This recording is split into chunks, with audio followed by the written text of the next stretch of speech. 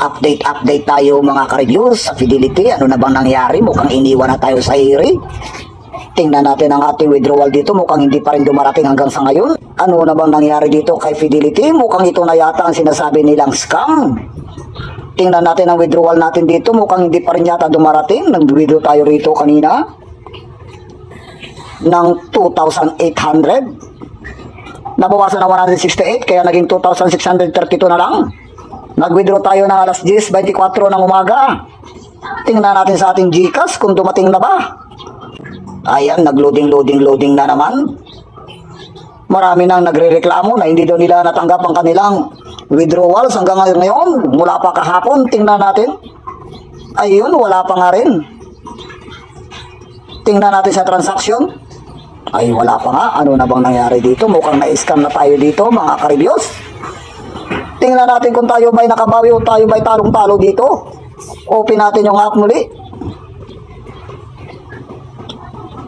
Tingnan natin kung tayong talo-talo o nakabawi ba tayo rito. Tingnan nga natin ang ating deposit. Nag-deposit tayo ng 1,730. Ito yung naging kapital natin dito sa bukong na ito. Tingnan natin. Ang ating withdraw dito ay 5,453. Pero yung 2,000 na withdraw natin ngayon ay hindi pa rin dumarating. Pero hindi pa rin ako lugi mga ka-reviews. Dahil ang na-deposit ko ay maliit kisa dun sa withdraw ko. Ang withdraw ko ay mas malaki. Kaya mga ka-reviews, siguraduhin ninyo na hindi kayo talong-talo dito.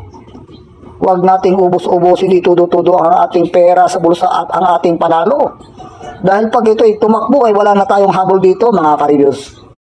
Siguro naman ay kumita ka na at tubong-tubo ka na. Ay bakit naman pati tubo ay buo mong pinakawalan? Alam naman natin sa ganitong kitaan ay pansamantala lamang at di tumatagal. Dapat naging wise ka at nagdahan-dahan. Asa na si Fidelity, mukhang kumiskip na ang beauty na minsan di kayo naging happy at iyong naging kakampi. Ngayon ikaw ay galit na dahil buo mong kinita kasama laman ng bulsa ay mukhang bye-bye na. Lagi kong pinapaalala, be wise, suspending your money, spend money you can afford to lose. Ano na ang nangyari? Siguro naman maging aral sa iyo to na sa ganitong kitaan ay huwag tira at huwag itudo ng itudo, baka ikaw ay blanco. Sa ngayon si Fidelity ay bukas pa rin at hindi pa nagsasara, malamang naghahanap pa na mabibiktima. Kung dili kaya di pa siya magsasara tuloy pang ligaya, mga withdrawal sa babayaran na.